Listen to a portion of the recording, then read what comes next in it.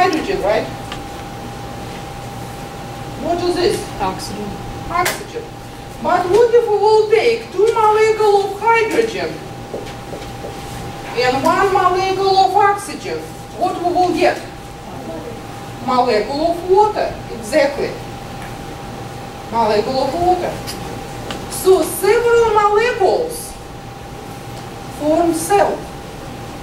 So if we will take cell, I think cell is in chapter 3. So if we will take cell, living cell organism, we have nucleus, right?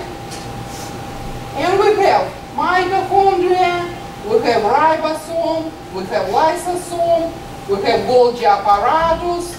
So you see we have all kinds of different molecules in a cell, right? So next level will be several cells, many millions of cells, the same cells, they form tissue. And we have different type of tissue. I think in the next chapter, chapter 3, I don't remember, different types of tissue, like epithelial tissue.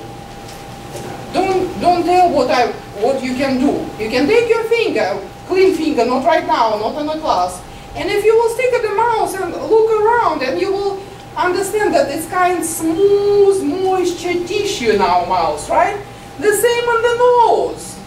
The same in our internal organs, but don't stick your nose in the finger in the nose. It's dirty. Not just looks, not professional, just dirty. So, finger dirty, not nose. So, the same epithelial tissues we have in internal organs. The lining cavity, so that's epithelial tissue. Also we have connective tissue, to connect, right? Ligaments, tendons, fat tissue, you know, lipo, look at that. Oh, yeah. They connect everything, right? Fat tissue. So we have different tissues. But if you will take tissue, for example, our skin, look at that. We have also tissue here, right? But if we will take big piece, you know, tissue, and it can form what? Organ. Because different tissue we have in the heart, different tissue in the lungs, and in the liver probably. Anybody separated wild game, moose, caribou? You know that when you look at the guts, they have different tissue. Liver is kind like blood clots, right? Heart is pretty tough muscle. Different tissue, you see? And if we will take blood, believe me or not, blood also considered tissue. Also connective tissue. To connect, right? So you see, many tissue form organ. And also, so you see it's different, more complicated levels, right?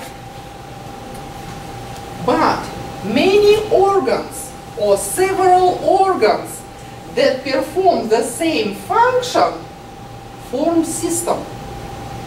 For example, digestive system. We have what? Esophagus, stomach, right? Small intestine, large intestine. That's digestive system. If we will take respiratory system, we have what? Trachea, bronchi, lungs, right? That's digestive system, respiratory system. So you see, several organs perform the same function, whole system.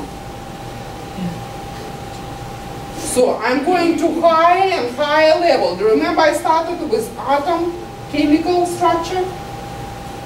So and finally, several systems, what they form? Organism, body, right? Because in our body, what? We have several systems. We have respiratory, cardiovascular, digestive, reproductive, lymphatic system, endocrine system, integumentary system. You see, we have different systems. And all the systems form organism. And you have this in your textbook. I always refer to the textbook because I didn't develop it. I saw it, but I didn't develop it. So it's on page, whatever page, 5, 6 I think. 5, 6, you see different body systems. Different body systems. Okay, for you,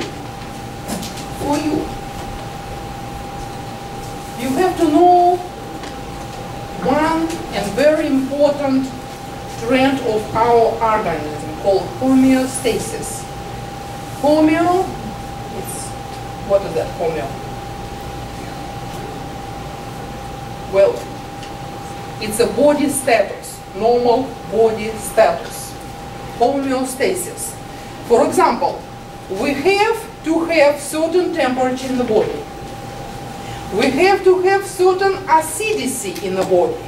Like our urine should supposed to have on a scale of 10, 6, acidity of 6. Our blood, 7. Our stomach should have acidity 2. That's how acid our stomach. Do we need this high acidity? Yes. And our body is supposed to maintain that high acidity in our stomach. Because we swallow so much bacteria and viruses and amebas and anything you could imagine. Because it's on our hands. How many of you went right down on a break and had a snack? Did we wash our hands? No. Did we swallow a bunch of bacteria? Yes. But our stomach is supposed to kill it. That's why we have to maintain this high acidity. So it's everybody, like I said, certain temperature. Certain temperature. Do we need certain temperature in our body? Yeah.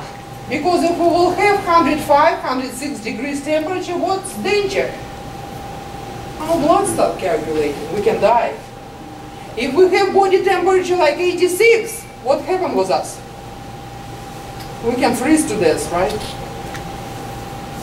So our body is supposed to maintain it.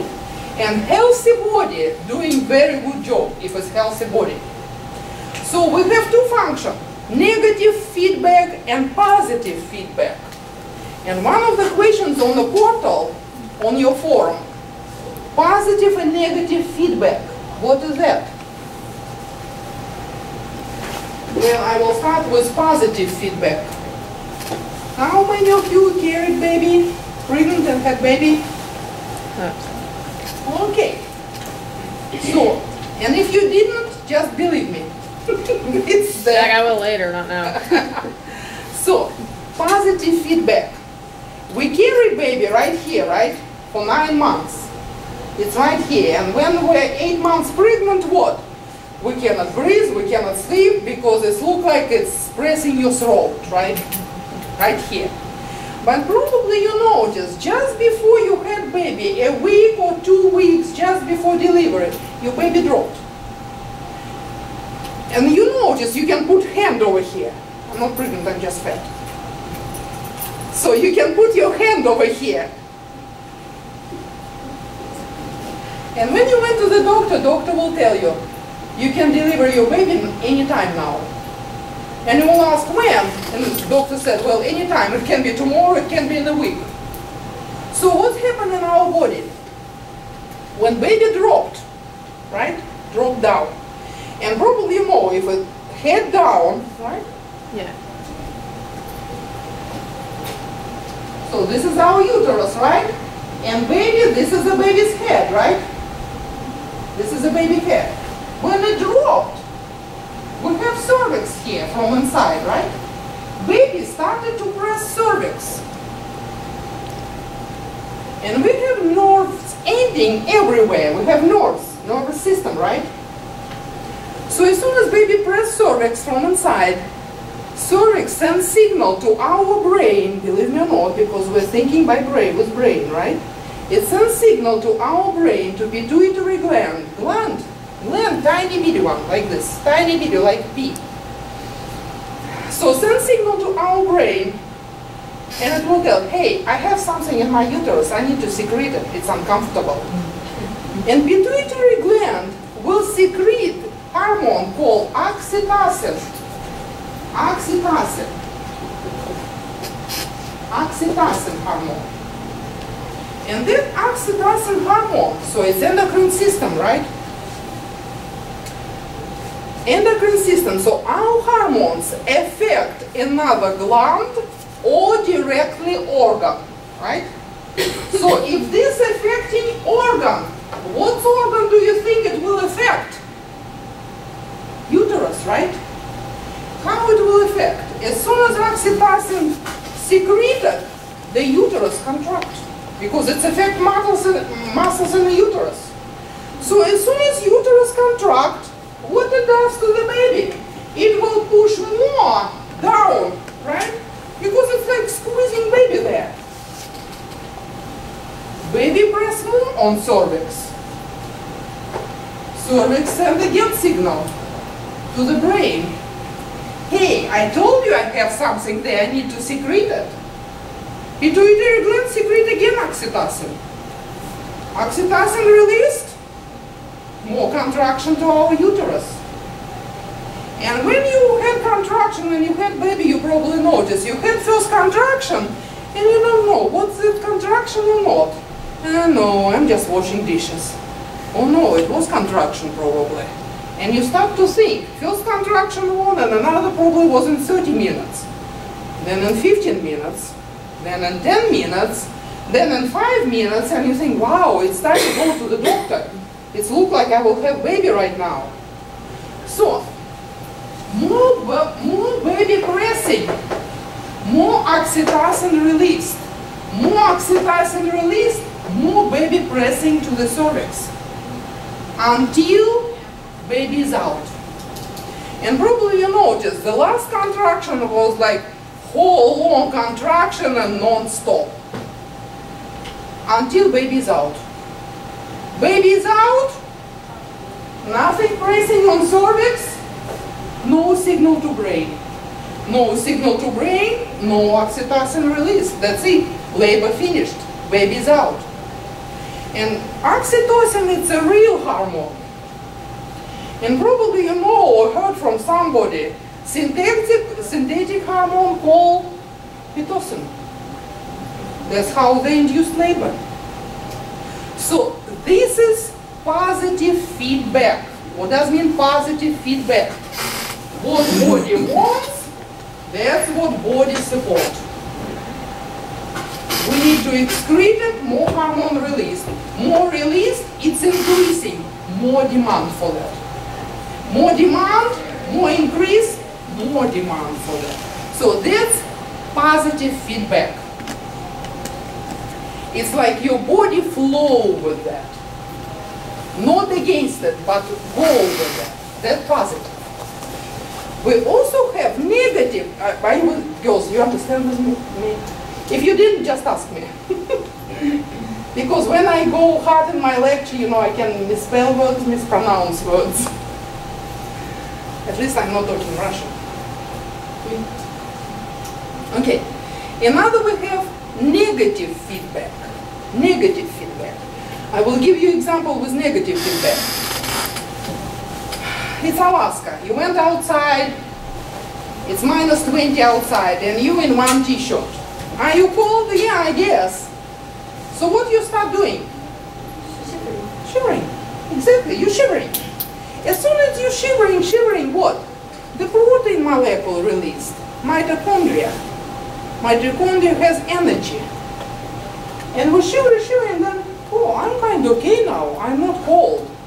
What's happened? We raise our body temperature. Right? So, we were cold, so what's happened? We were cold, we started to shiver, right? We didn't just stand like this. We started to do something against it, right? Not go over slow and freeze to death, but we start to against it, shivering. And what? And our body temperature get raised a little. I'm not talking about, you know, freeze to death. That's already not counted. That's really bad. But we're shivering, we go against it, so that's negative feedback. Another one, opposite. What if we have high fever, 105, you had baby, probably when baby was teething,